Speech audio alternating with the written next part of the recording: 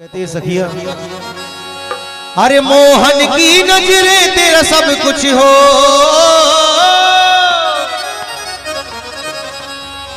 अरे मोहन की नजरें तेरा सब कुछ लूट जाएगी। अरे राधा बचा ले वरना गगरी फूट जाएगी, राधा बचा ले वरना गगरी फूट जाएगी। मोहन की नजरें तेरा सब कुछ हो, मोहन की नजरें तेरा सब कुछ, मोहन की नजरें तेरा सब कुछ टूट जाएगी। राधा बचा ले राधा बचा ले वरना गगरी फूट जाएगी, राधा बचा ले वरना गगरी फूट जाएगी। गगरिया फूट जाएगी, गगरिया फूट जाएगी, गगरिया फूट जाएगी, गगरिया फूट जाएगी।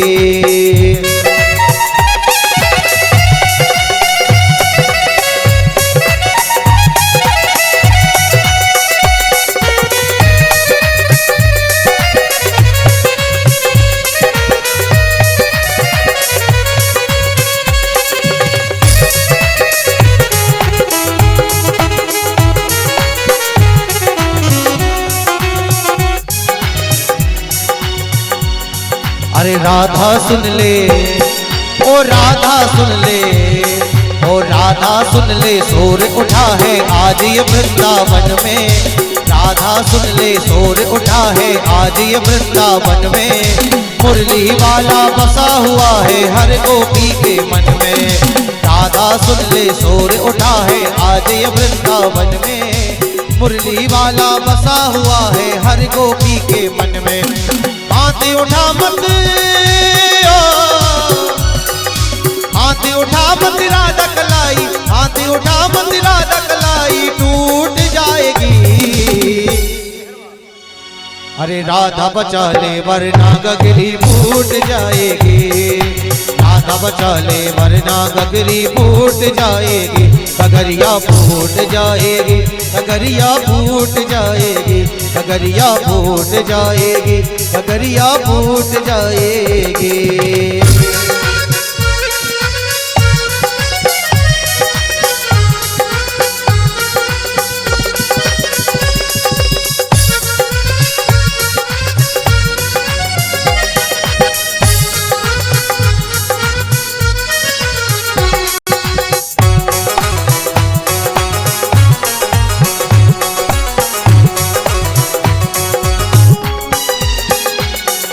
राधा तू, ओ राधा तू, राधा तो कर नानक नैया से यू छेड़ा खानी।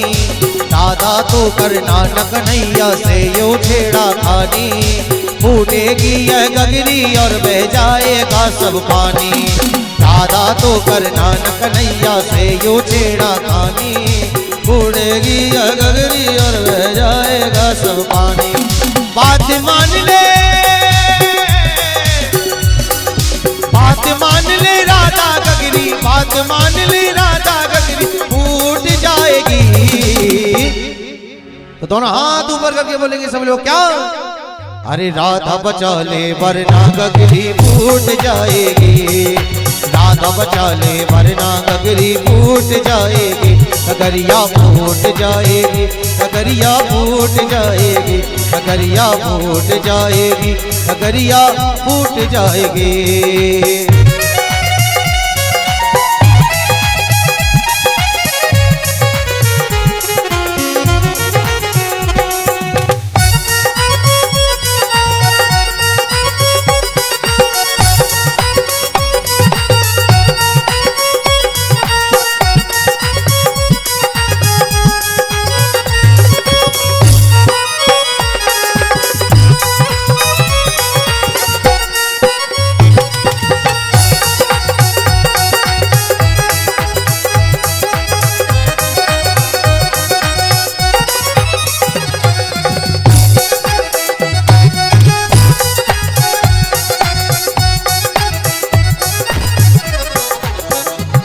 और कहते प्यारे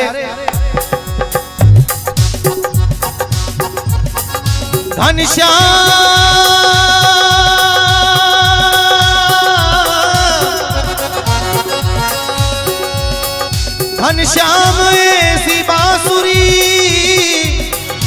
बजाया ना करो, घनश्याम ऐसी बांसुरी बजाया ना करो, तुम देर सवेरे मुझे फिर बुलाया ना करो। कहते प्यारे आ जाती हूँ तेरे दर पे सुन लो मेरे श्याम, आ जाती हूँ तेरे दर पे सुन लो मेरे श्याम, तुम बीच में से उठ के फिर जाया ना करो। इसलिए कहते हैं कन्हैया कहते राधा जी से, जब से देखा तुझे प्यारे लगता है कुछ खोया खोया, बेचैन हूँ मैं बस तेरे लिए, मुझे आई नींद नहीं मैं सोया। ये दर्द है तेरा लगाया हुआ, तेरी याद में रो रो के मुख धोया, और हे प्यारे मुझे अब तू ना रुला, क्योंकि तेरी आँखी याद में बहुत हूँ रोया, दुनिया की याद में बहुत हूँ रोया। इसलिए है प्यारे नंदलाल की बात एक मैं जानू या वो जाने,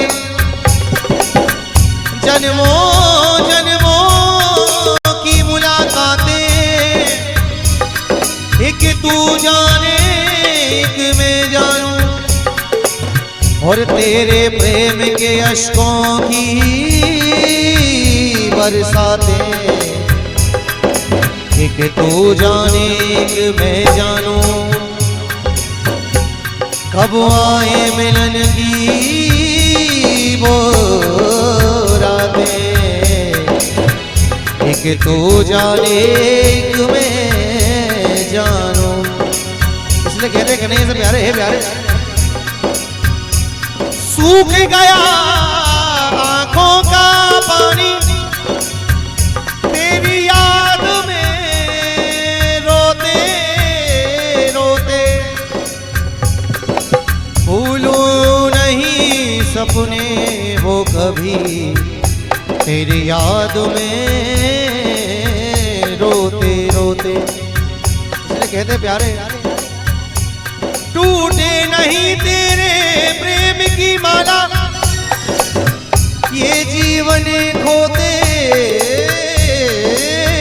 खोते, ओ नंद के लाला तुमसे ना मिल सका, ये जीवन खोते खोते।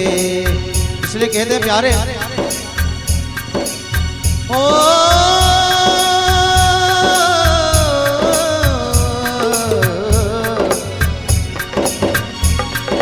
तेरी गलियों का हूँ आशिक, तू एक नगीना है, तेरी गलियों का हूँ आशिक, तू एक नगीना है, तेरी नजरों में सामने मरना जीना है, तेरी नजरों में सामने जीना है, ओ तेरी गलियों का आशिक, तू एक नगीना है, तेरी गलियों का आशिक, तू एक नगीना है, तेरी नजरों में सामने मरना जीना है, ओ तेरी गलियों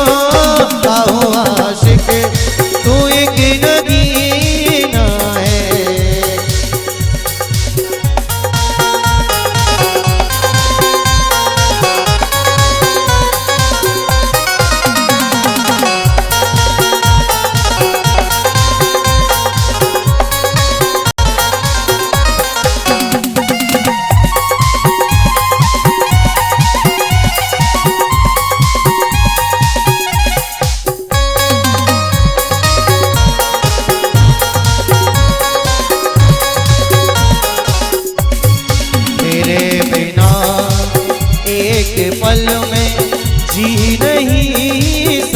सकता, तेरे बिना एक पल में जी नहीं सकता। ये जुदाई के दर्द को मैं पी नहीं सकता। तेरी गलियों में सामने मरना जीना है, तेरी गलियों में सामने मरना जीना है। ओ तेरी गलियों का हो आशिक तू एक नगीना है। ओ तेरी गलियों का हो आशिक तू एक नगीना है।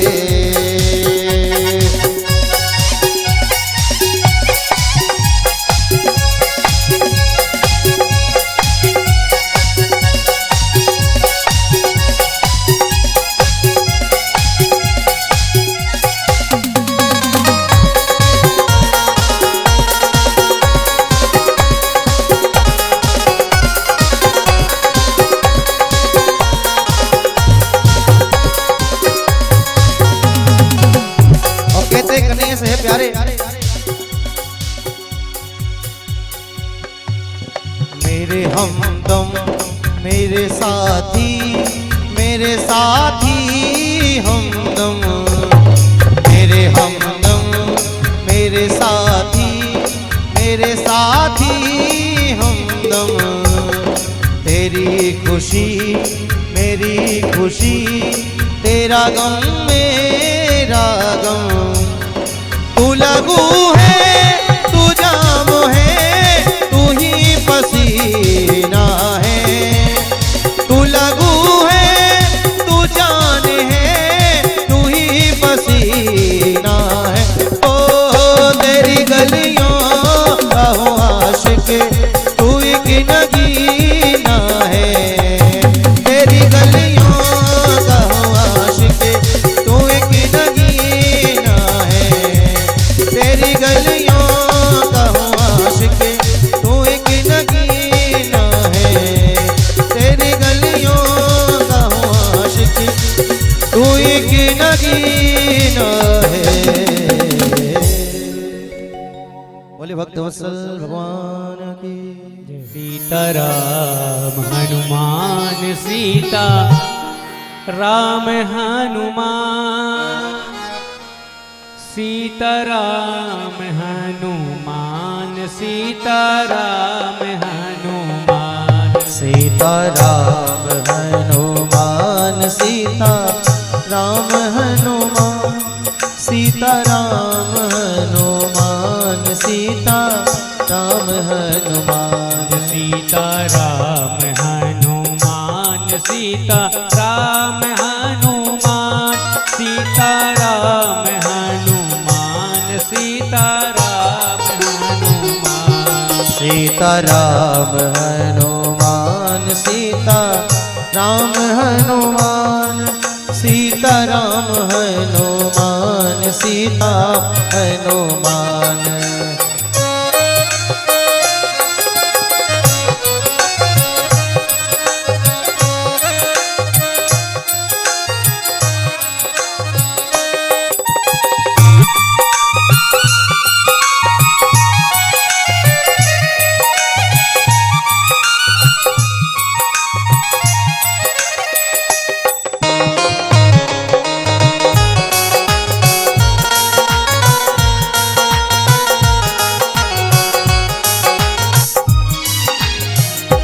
सीताराम हनुमान सीताराम हनुमान, सीताराम हनुमान सीताराम हनुमान। सीताराम हनुमान सीताराम हनुमान। सीताराम हनुमान सीताराम हनुमान। सीताराम हनुमान सीताराम हनुमान। ओ सीताराम हनुमान सीताराम हनुमान। सीताराम हनुमान सीताराम हनुमान, सीताराम हनुमान सीताराम हनुमान। सीताराम हनुमान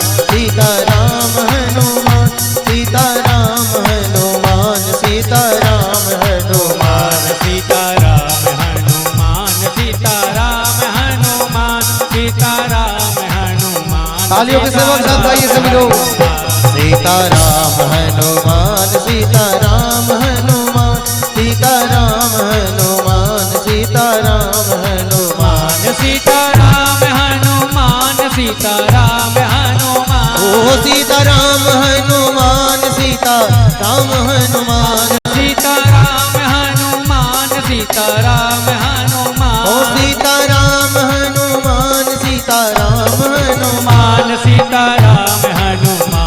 हनुमान सीताराम हनुमान ओ सीताराम हनुमान सीताराम हनुमान सीताराम हनुमान सीताराम हनुमान सीताराम हनुमान सीताराम हनुमान सीताराम हनुमान सीताराम हनुमान सीताराम हनुमान सीताराम हनुमान ओ सीताराम हनुमान सीताराम हनुमान सीताराम हनुमान सीताराम हनुमान सीताराम हनुमान सीताराम हनुमान ओ सीताराम हनुमान सीताराम हनुमान सीताराम उठाइए दोनों हाथ ऊपर करके बोलिए ओ सीताराम सीताराम सीताराम हनुमान सीताराम हनुमान सीताराम हनुमान सीताराम हनुमान सीताराम हनुमान ओ सीताराम हनुमान सीताराम हनुमान सीताराम हनुमान सीताराम हनुमान सीताराम हनुमान सीताराम हनुमान सीताराम हनुमान सीताराम हनुमान श्री सीता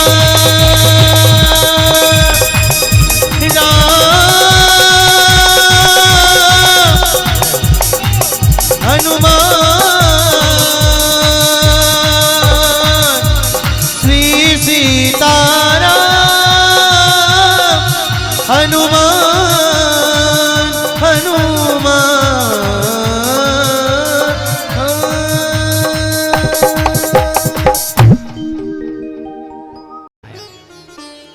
तो श्रीमद् भागवत कथा जो ग्रंथ रखा है आपके सुंदर निज निवास में, इन ग्रंथ को बनाने वाले स्वयं भगवान हैं वेद व्यास जी, और इसको कहने वाले स्वयं सनकादि मुनि जो कि ब्राह्मण का ही स्वरूप है, भगवान का ही स्वरूप है, भगवान के प्रथम अवतार हैं। और इस कथा के सत्र को प्रथम बार आयोजन करने वाले स्वयं नारद जी हैं जो भगवान के तीसरे अवतार हैं। और इस कथा को कहने वाले प्रचार प्रसार करने वाले स्वयं सुखदेव भगवान, वह भी भगवान के ही अवतार हैं। तत्रा भवद भगवान व्यास पुत्रो यदच्छ आगामट मानोनपेक्षा। और जो कथा श्रवण कर रहे हैं परीक्षित, वो भी भगवान है। तो संसार की जो मूर्ति विग्रह है, जो धातु से या अन्य प्रकार की वस्तुओं से निर्मित होती है, उनको बनाने वाला, प्रतिष्ठा करने वाला, भगवान तत्व को मानने वाला, पूजने वाला सब इंसान ही है। लेकिन जो ये श्रीमद् भागवत कथा है, इसे बनाने वाले भी भगवान, प्रतिष्ठा करने वाले स्वयं भगवान इसमें आके विराजमान हो गए। उद्धव जी ने चरणों को पकड़ लिया और कहा, प्रभु अपनी लीला को समाप्त करके जा रहे हैं, तो ये धर्मावलंबी जीव भक्त कहाँ जाएंगे? तो भगवान ने कहा, ठीक है कि तिरोधाय प्रविष्टोयम् श्रीमद्भागवतार्णवम्।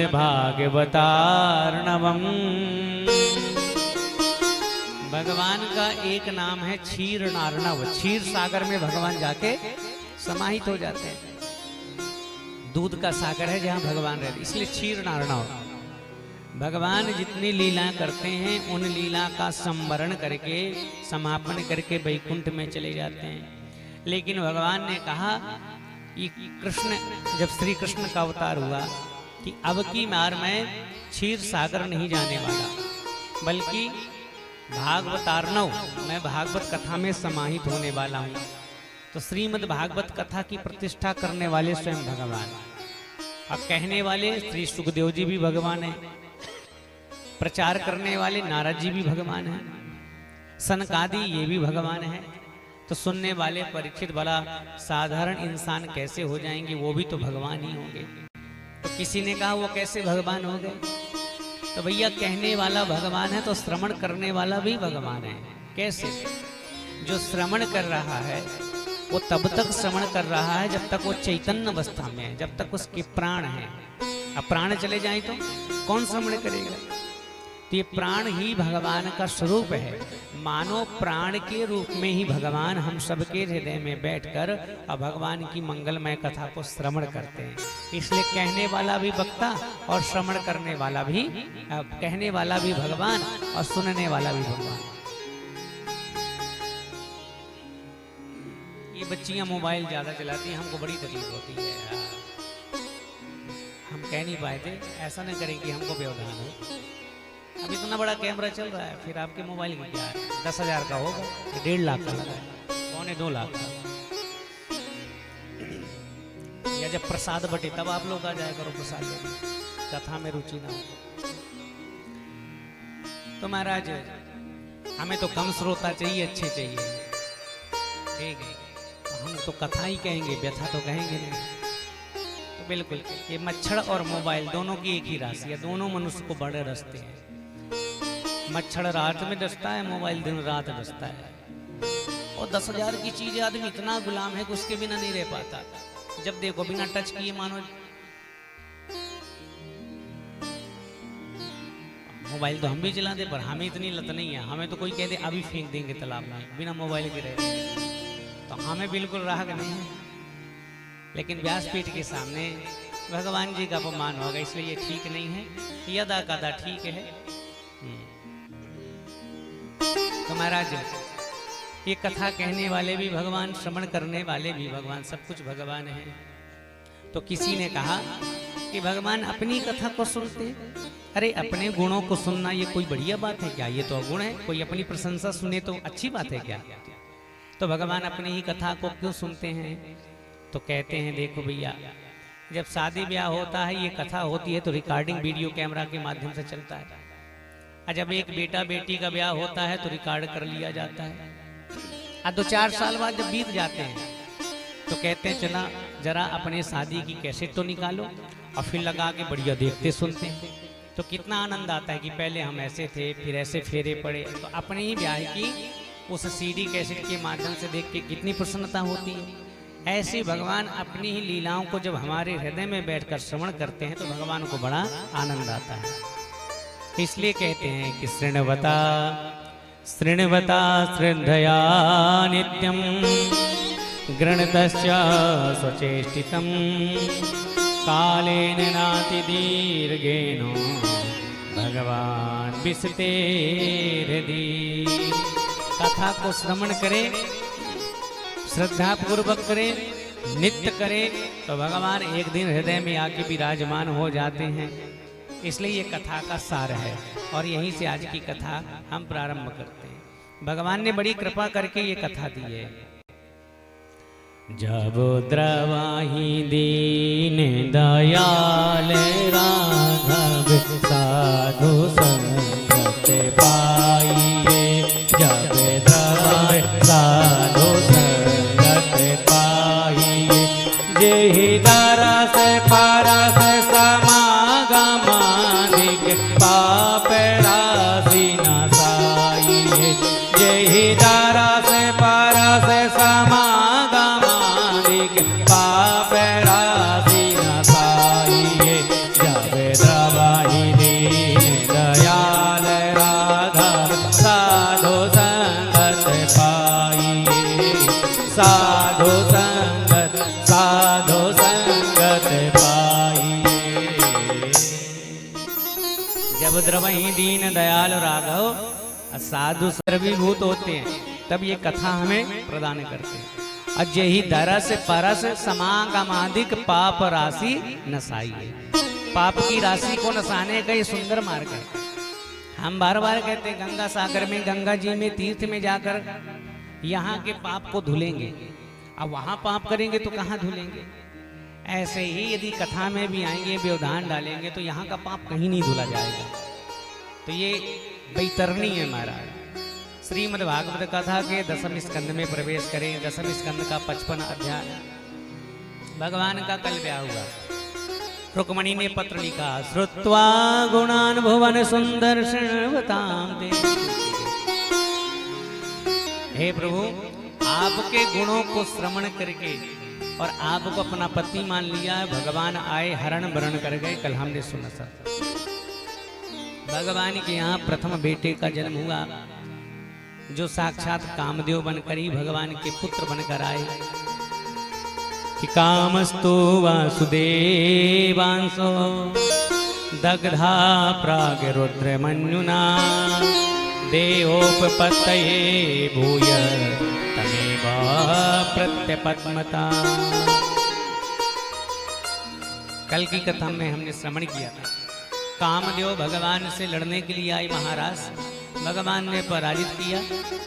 अब भगवान शिव जी की जब समाधि भंग करने के लिए कामदेव गए, तो जब शिव तीसरा नयन उघारा, भगवान शिव ने तीसरा नेत्र खोल के कामदेव को भस्मीभूत कर दिया था।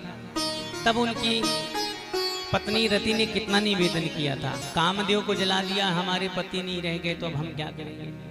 जीवन में कोई व्यक्ति बिना काम के रह ही नहीं पाएगा, हर क्षण मन में कोई ना कोई कामना जन्म लेती है। तो रति महारानी बार बार निवेदन करती हैं, शिवयासुतोष कृपाल प्रभु अबलानी रखी बोले सही। शिवयासुतोष कृपाल प्रभु अबलानी रखी बोले सही। जोगी अकंटक भय पति गति सोनत रति मूर्छित भाई। शिवयासुतोष कृपाल प्रभु अबलानी रखी बोले सही। अबलानी रखी बोले सही। शिव आशुतोष कृपाल प्रभु अबला निरखी बोले सही। रति जब रोने लगी तो भगवान ने कहा कि कृष्ण तनय हुई यही पति तोरा, बचन अन्यथा होए न मोरा। तो वही कामदेव आज भगवान के प्रथम बेटे बनकर आ गए। लेकिन उस समय एक सम्रासुर नाम के राक्षस, जिन्हें कृष्ण के पुत्र के द्वारा मृत्यु होगी ऐसा अभिशाप था, तो प्रतीक्षा में थे कि कृष्ण के कब बेटे हों। जैसे बेटे हुए, रुक्मणी ने प्रथम बार अपने लाला के मुख भी नहीं देखा, राक्षस आया, उस बेटे को चुरा के आकाश मार्ग में ले गया। क्यों? क्योंकि इन्हें मार देंगे तो ना रहेगा बांस, ना बजेगी बांसुरी। तो मृत्यु उस बालक के द्वारा थी, तो मृत्यु को टालने का प्रयास किया और समुद्र में फेंक दिया। तो भला आप ही बताएं, कभी कोई किसी की कोई मृत्यु को टाल पाया है क्या? मृत्यु तो अटल है। संसार की सारी चीजों को पोस्टपोन किया जा सकता है, आगे बढ़ाया जा सकता है, पर मृत्यु जब है तभी होगी, उसे टाला नहीं जा सकता, वो निश्चित है हमारा। इसलिए शास्त्र कहते हैं, आयो कर्म च वित्तम च विद्या निधन में विचा पंचैतानपि सृज्यन्ते गर्भस्थस्यैव देहिना।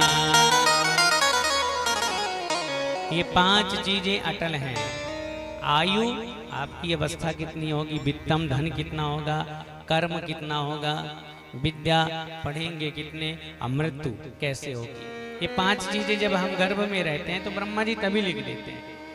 अब नाहक में ही हम परेशान रहते हैं, ये तो यही लिख दिया गया कि विधिना ने रचे दई अछठी रात को वंके राई घटे ना तिल बढ़े रह रे जीवन संग।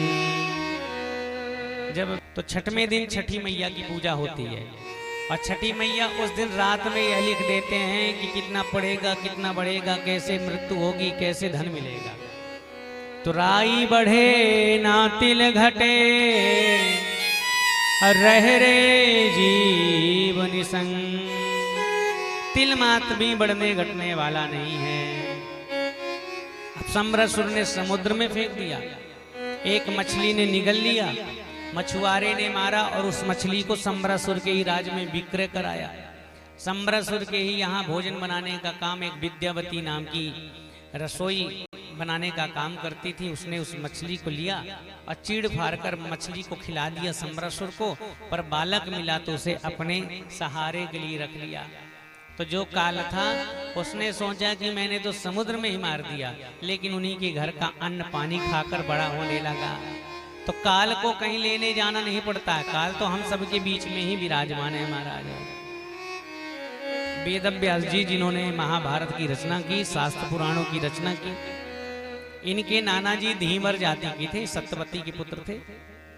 तो नाना जी ने एक बार कहा कि आप तो भगवान हो और देखो हम मरना नहीं चाहते, तो हमें अमर कर दो। तो वेद व्यास जी ने कहा ये डिपार्टमेंट हमारे पास तो है नहीं, ये यमराज के पास है। तो नाना जी ने कहा कि अपने नाना की एक बात मानो और यमराज से कह दो कि हम नहीं मरना चाहते। तो भगवान वेद व्यास जी ने कहा चलो, और नाना जी को लेकर पहुंच गए सीधे यमराज के पास। देखो ये हमारे नाना जी हैं और खबरदार इनकी तरफ देखना मत, ये जीना चाहते, इन्हें छोड़ देना। तो नाना जी बड़े प्रसन्न हो गए, लेकिन यमराजों ने हाथ जोड़ लिया, महाराज ये भी डिपार्टमेंट हमारे पास नहीं, हम तो जैसा ब्रह्मा जी कह देते हैं वैसे ही करते हैं। यही बात हमारे ऊपर साहब से कहलवा दो, ब्रह्मा जी से, तो हम बिल्कुल नहीं ले जाएंगे इनको, ये जिंदा रहेंगे, कभी नहीं मरेंगे।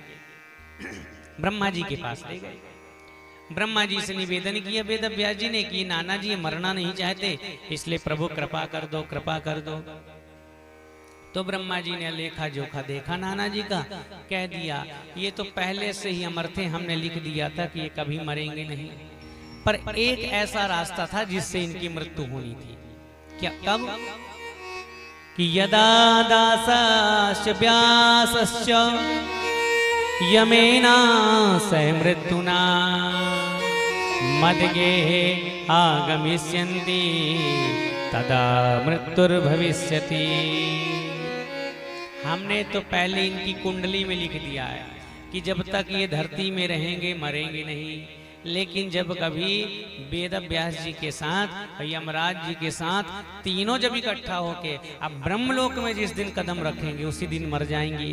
तो देखा नाना जी उसी समय मर गए महाराज। धरती में रहते तो मरते नहीं, लेकिन इसलिए मृत्यु जहां है उसे टाला नहीं जाता। कर्म गति टारे नाही टरे, मुनि वशिष्ठ सो पंडिते ज्ञानी शोध के लगन धरे।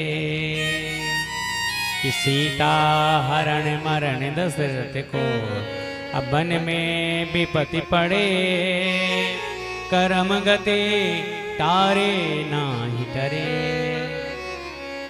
किसी लड़के लड़की का ब्याह हो और हमारे जैसे कोई ऐसे साधारण ब्राह्मण कुंडली बना दे, गुण मिला दे और कह दे हमारा इस दिन है। अब मान लो किसी एक के घर एक का मृत्यु हो जाए या दोनों के जीवन में विपत्ति आ जाए, लोग कहेंगे देखो पंडित जी बढ़िया नहीं थे, ऐसा मुहूर्त बनाया है कि जब से ब्याह हुआ है तो सारी अला बला आ गई। लेकिन राम जी और सीता जी की कुंडली किसने मिलाया? स्वयं वशिष्ठ जी ने, जो ब्रह्मा जी के बेटे हैं। और ऐसे वशिष्ठ जी महाराज कुंडली मिलाते हैं, लेकिन होता क्या है?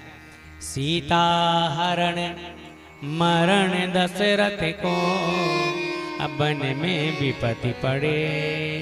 क्यों? कर्म गति तारे नाही टरे, कर्म गति तारे नाही टरे।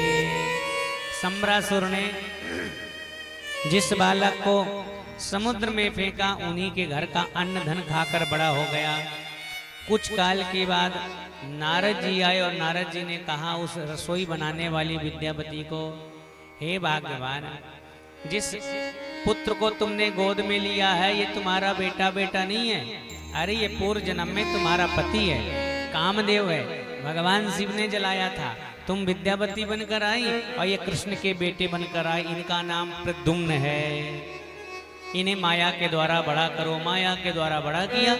प्रद्युम्न को पता चला ये मेरी पत्नी है, और सम्रासुर को पता चला कि वो बालक आज भी जीवित है। तो युद्ध हुआ और भगवत कृपा से सम्रासुर का प्रद्युम्न जी ने वध कर दिया। तो वध हो गया और भगवान के प्रथम बेटा और बहू भी आ गए, जिनका नाम था विद्यावती। घर में आए, प्रवेश किया। अब आगे कथा है कि एक राजा भी थे जिनका नाम था सत्राजित। कि आसे सत्राजिता सूर्य भक्तस्य परमा सखा प्रीतस्तस्मै मणिं प्रादा सूर्यस्तुष्टास्य मंतकम्। श्री सत्राजित महाराज हैं जिन्होंने सूर्य भगवान की उपासना की। सूर्य भगवान ने ही अपने जैसे सुंदर एक मणि को दे दिया जिसका नाम था श्यामंतक मणि।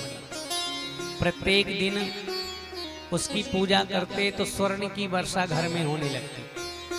लगभग 2.5 कुंटल इतना बरसता था। और जब इतनी स्वर्ण की वर्षा होती तो इनका भी ऐश्वर्य थोड़ा सा बढ़ने लगा। एक दिन सत्राजित ने सोचा कि इस समय हमने सोचा है कि द्वारिकाधीश की प्रतिष्ठा बड़ी है तो चलो हम भी थोड़ा दर्शन कराएं और अपनी भी प्रतिष्ठा को दिखाएं कि हम भी कम नहीं हैं, इतनी सोने की वर्षा होती है। तो मणि को धारण करके द्वारिकापुरी पहुंचे और द्वारिका में लोगों ने देखा तो आंखें चकाचौंध हो गई। श्यामंतक मणि में बड़ा प्रकाश, दूसरा सूर्य ही भगवान मान लीजिए। लोगों ने भगवान से निवेदन किया, भगवान ने आओ भगत किया और भगवान ने देखा कि इस मणि की बड़ी महिमा है तो दोनों हाथ फैला दिए। एक काम करिए, ये मणि आप हमें दे दीजिए। क्यों? ये मणि आप हमें दे देंगे तो इससे जो धन निकलेगा दीन दुखियों की सेवा में लगा देंगे। आप क्या करोगे? एक बिटिया है और खुद पति पत्नी हो, आगे पीछे कोई है नहीं, तो हाथ फैला दिया। लेकिन सत्राजित ने बिना सोचे समझे मना कर दिया, हम मणि देने वाले नहीं। तो इस कथा में यह बताने का प्रयास है, कोई प्रतिष्ठावान व्यक्ति, ऐश्वर्यवान व्यक्ति जब हमारे सामने हाथ फैलाए कुछ मांगे तो मुझे नाहक ही मना नहीं करना चाहिए। पहले सोच लेना चाहिए कि मांगता क्यों है, क्योंकि हमसे तो संपन्नता में बड़ा है। और अपने से अत्यधिक प्रतिष्ठित व्यक्ति को यदि मना किया जाए तो ऐश्वर्य नष्ट हो जाता है। सत्राजित मणि ले गए और एक खूंटी में टांग दिया। एक दिन उनके भाई ने, नाम था प्रसेनजित, उस मणि को लिया और अपने पहनकर दर्पण में देखा तो लगा, हा ये तो हमें बड़ी सूट करती, बड़ा सुंदर लगती, थोड़ा और पहन के घूम ले। तो मणि को पहनकर घूमने लगे। फिर सोचा थोड़ा सा गांव में दिखाए आए। घोड़े पर बैठ गए, चाबुक चलाया, घोड़ा भागा और सीधे जंगल में ले गया। घनघोर जंगल में गए तो सिंह ने उस मणि को देखा तो आंखें चकाचौंध हुई। प्रसेनजित पर आक्रमण किया, मारकर मणि छीन लिया। मणि के साथ सिंह खेल रहा था। वहीं जामवंत जी रहते थे और जामवंत जी ने सिंह को मार के मणि लिया और अपनी बेटी को दे दिया। अब सत्राजित की जब मणि गायब हो गई, भाई गायब हो गए, तो सोचा कि ये मणि कौन ले गया। तब याद आया कुछ दिन पहले द्वारिकाधीश भगवान ने मांगा था, हमने मना किया, वही इस समय इस भारत भूमि में सबसे बड़ा चोर है, उसी ने चुराया होगा। सीधे कह दिया, सोचा ना समझा, वही चोर है, उसी ने चुरा लिया, द्वारिकाधीश ने मेरी मणि चुरा ली। द्वारिका में जैसे यह आवाज गई, सब महिलाएं काना फूसी करने लगी। करने जपंजना देखो तो ब्याह हो गया, रुक्मणी आ गई, एक बेटा बहू हो गया। लेकिन बहना, जो बचपन में आदत पड़ जाए चोरी करने की, बुढ़ापे में नहीं छूटती। सोने की द्वारिका के राजा होकर उस मणि को चुरा लिया, लाज नहीं आती है द्वारिकाधीश को। प्रजा ही कहने लगी, अब महिलाएं ही आपस में कहने लगी। भगवान को लगा हमने तो अपराध किया नहीं, अभ्यर्थ का कलंक लग गया। गुरुदेव भगवान के पास गए, गर्गाचार्य जी मुनि जी के पास। उन्होंने कहा, आपने भाद्रपद महीने की चौथ का चांद देखा है, इसलिए व्यर्थ का कलंक लग गया है। तो भादों की चौथ का जो चांद देखे उसे व्यर्थ का कलंक लग जाता है। भगवान ने अपने राजा के पद से इस्तीफा दे दिया, क्योंकि राजा का पद पवित्रता की साक्षात प्रमाण है और उसमें वही बैठता है जिसमें सारे गुण विद्यमान हैं। जीवन में एक के पद में उसे उस पद में आसीन नहीं होना चाहिए। तो भगवान ने राजधर्म निभाते हुए द्वारिकाधीश के पद से इस्तीफा दे दिया। उचित नहीं है, चोरी का कलंक लगा, भले झूठा लगा है, लेकिन जब तक निर्दोष साबित नहीं होंगे अब इस गद्दी पर नहीं बैठेंगे। तो ये राजधर्म है। और आज के समय में किसी मंत्री के ऊपर कलंक लग जाए तो कहते हैं जिसका जितना कलंक लगे वह उतना ही बड़ा बाहुबली कहलाता है। कहता है 50 धाराएं लगी, 50 केस है इसमें। जितने लूटपाट का, हत्या का, बलात्कार का, चोरी का, डकैती का, जितना ज्यादा प्रकरण दर्ज, बोले इतने ही बड़े अच्छे मंत्री हैं, बड़े बाहुबली हैं, सारा दुनिया इसको डरती है।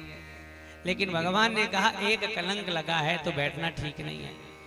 और समस्त द्वारिकापुरी के कुछ लोगों को लेकर गए, उस प्रसेनजीत के चरणों को, घोड़ों को देखकर, पैर के निशानों को देखकर जंगल में पहुंचे।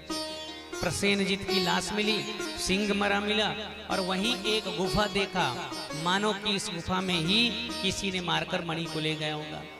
तो भगवान ने सबको कहा 12 दिन यहीं ठहरना, 12 दिन तक ना निकले तो समझ जाना कि अब हम गए, हमारी तेरहमी कर देना। लेकिन 12 दिन तक प्रतीक्षा करना, और भगवान अकेले ही प्रवेश कर गए। उस गुफा में जामवंत रहते थे। भगवान के साथ तो ऐसे साकेत धाम को पूरे अवध वाले चले गए थे, लेकिन 5 लोग नहीं गए थे, उनमें से जामवंत भी थे। 14 वर्ष का वनवास पूर्ण करके जब भगवान सबको इनाम दे रहे थे तो जामवंत जी को कहा आप भी मांगो। जामवंत जी ने कहा प्रभु आपकी कृपा से सब कुछ है, एक इच्छा थी कि हम रावण के साथ युद्ध करें, पर रावण को तो आपने ही मार दिया, तो हमारी इच्छा अधूरी रह गई। और रावण का वध आपने किया तो आप रावण से भी ज्यादा बलवान हैं, इसलिए आपसे ही हमारा 2-2 हाथ हो जाए, बस यही हमें इनाम में दे दीजिए। तो भगवान ने कहा सेवक स्वामी का कभी युद्ध होगा? सेवक स्वामी का युद्ध ठीक नहीं है, वो तो कलिकाल में है, एक दूसरे को पटकते उठाते हैं महाराज, कहाँ का साहब कहाँ का नौकर। लेकिन उसमें बड़ी मर्यादा थी। तो भगवान ने कहा द्वापर में सब होगा, ये मर्यादा बता रहे हैं। तो द्वापर में त्रेता से जामवंत जी केवल इसलिए प्रतीक्षा भगवान की कर रहे हैं ताकि भगवान से वो लड़ ले। तो संसार में ऐसे भी लोग हैं जो दिन रात लड़ने की प्रतीक्षा करते हैं। एक युग बीत गया जामवंत को कि कब लड़ेंगे कब लड़ेंगे, आज भगवान पहुंच गए।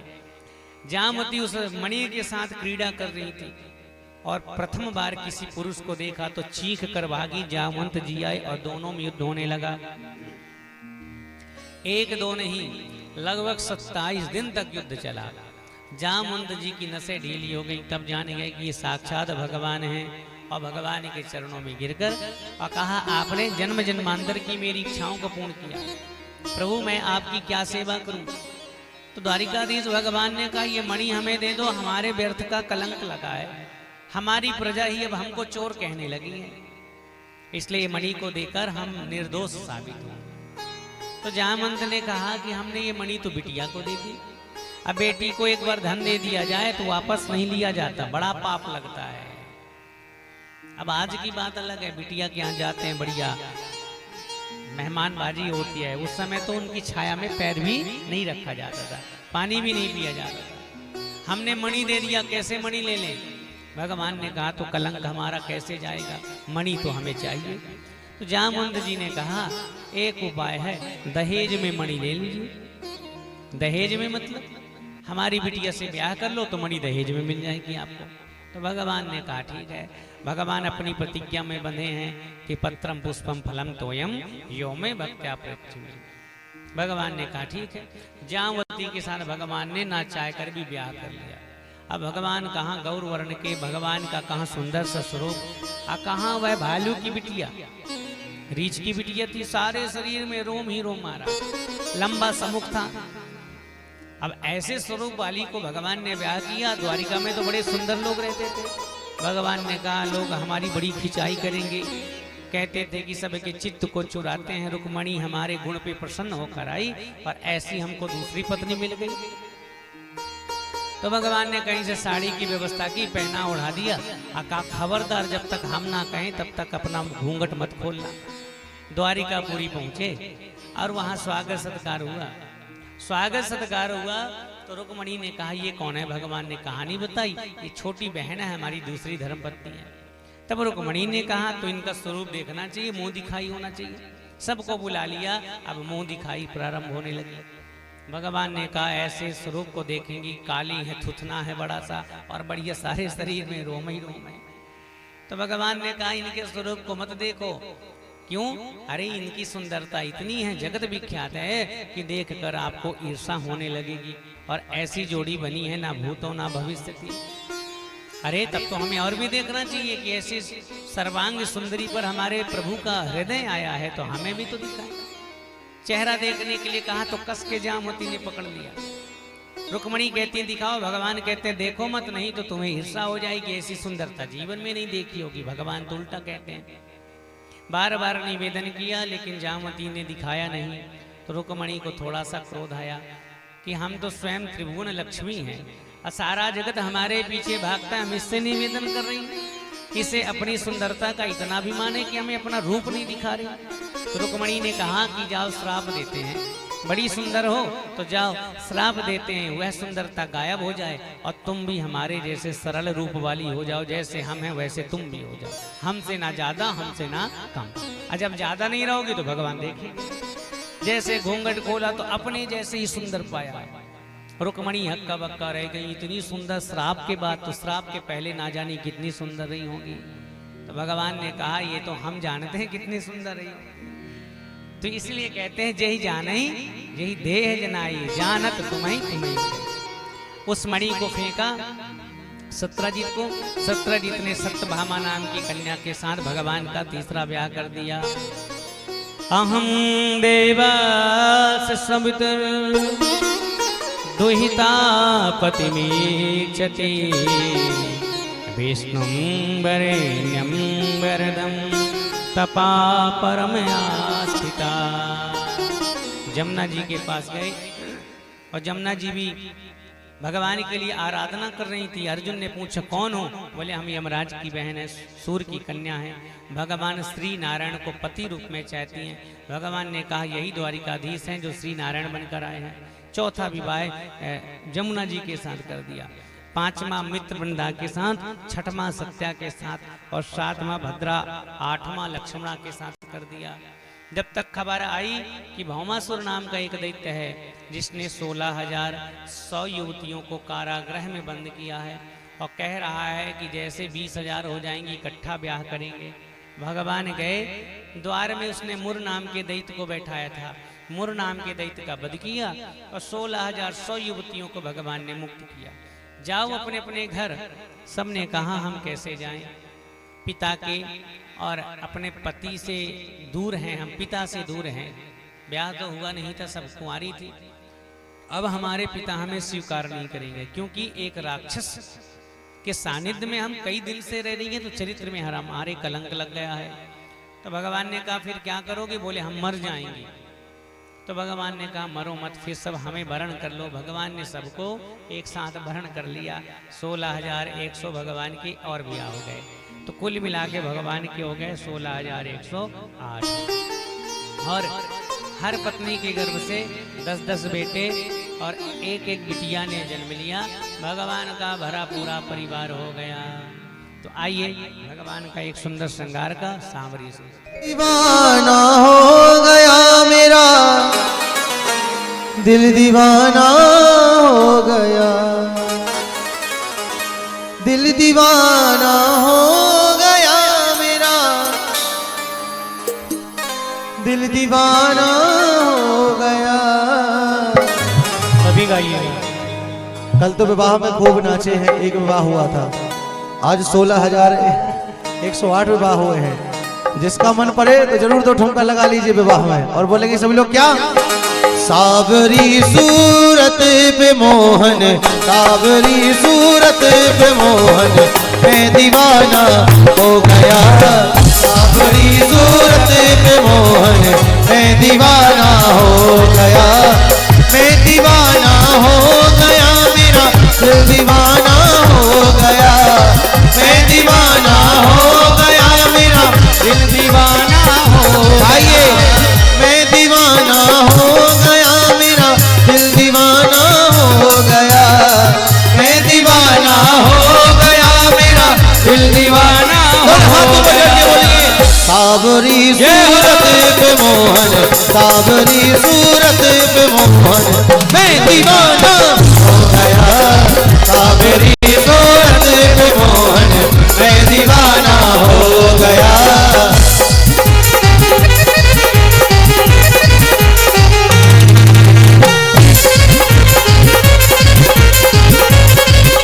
बोलो सावरिया सरकार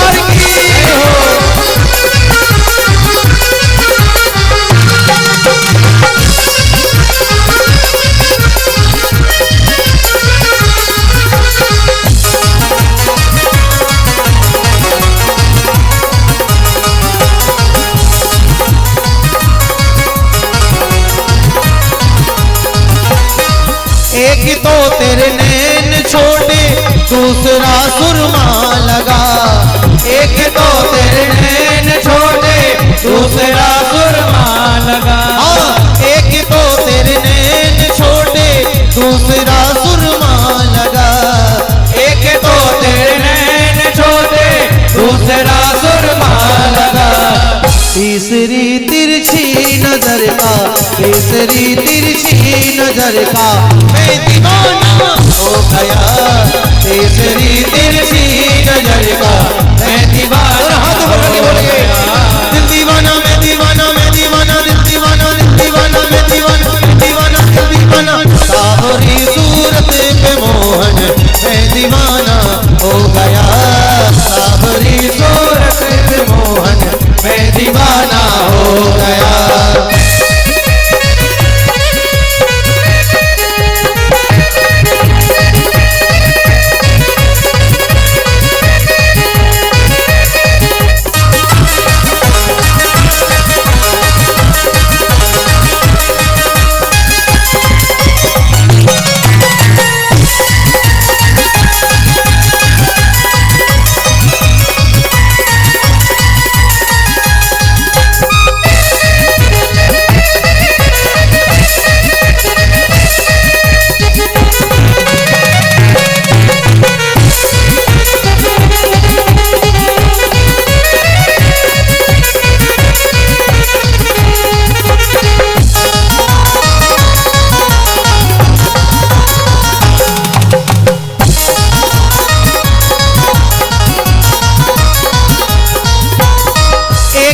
तेरे हाथ छोटे दूसरी मेहंदी लगी। एक तो तेरे हाथ छोटे दूसरी मेहंदी लगी। कितना सुंदर दृश्य है। हमारी बूढ़ी मैया नाच कर रही है ठाकुर जी के विवाह में। जरा दोनों हाथ ऊपर करो। कहते हैं जिन्होंने करी शर्म तो बाके फूटे करम, तो शर्म नहीं करना है। जरा दोनों हाथ ऊपर करके बोलें क्या? एक तो तेरे हाथ छोटे दूसरी मेहंदी लगी। एक तो तेरे हाथ छोटे दूसरी मेहंदी लगी। ओ एक तो तेरे हाथ छोटे दूसरी मेहंदी लगी। एक तो तेरे हाथ छोटे दूसरी मेहंदी लगी। तीसरी तेरी ये चितवन, तीसरी तेरी ये चितवन का दीवाना हो गया। तीसरी तेरी ये चितवन का दीवाना हो गया। मैं दीवाना दिल दीवाना, दिल दीवाना मैं दीवाना, मैं दीवाना दिल दीवाना, दीवाना मैं दीवाना। सावरी सूरत पे मोहन मैं दीवाना हो गया। सावरी सूरत पे मोहन मैं दीवाना हो गया। सावरिया सरकार की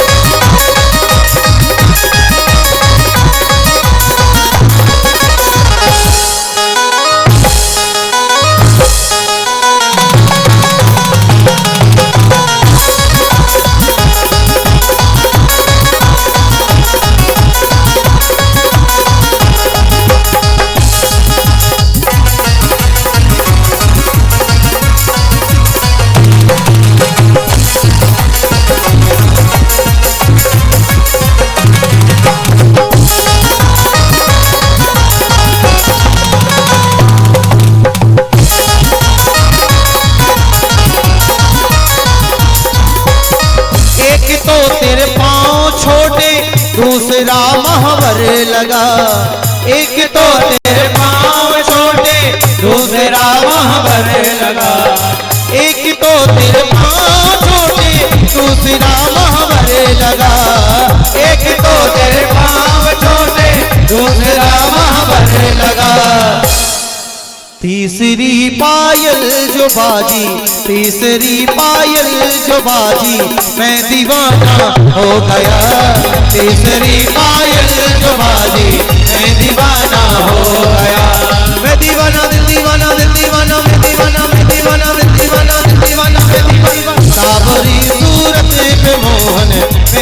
दीवाना हो गया, सागरी सूरत पे मोहन मैं दीवाना हो गया।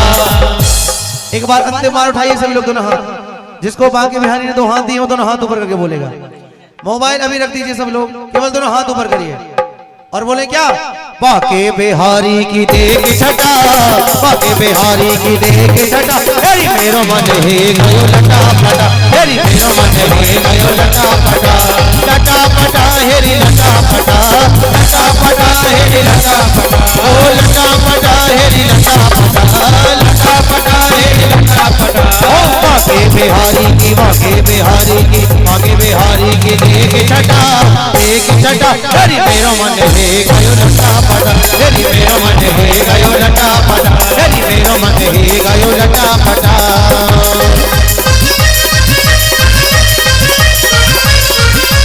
हरि बोल।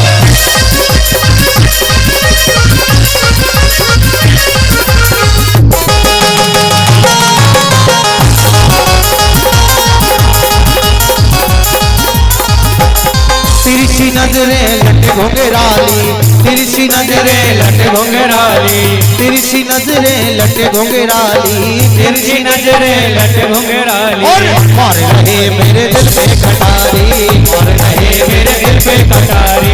तिरछी नजरें लट घुंघराली, तिरछी नजरें लट घुंघराली, मार रहे मेरे दिल पे कटारी, मार रहे मेरे दिल पे कटारी। और कमर में बांधे कालो पटा, कमर में बांधे पीलो पटा, हरी मेरा मन है गयो लटा पटा, हरी मेरा मन है गयो लटा पटा, हरी मेरा मन है गयो लटा पटा, लटा पटा हेरी लटा पटा, लटा पटा हेरी लटा पटा।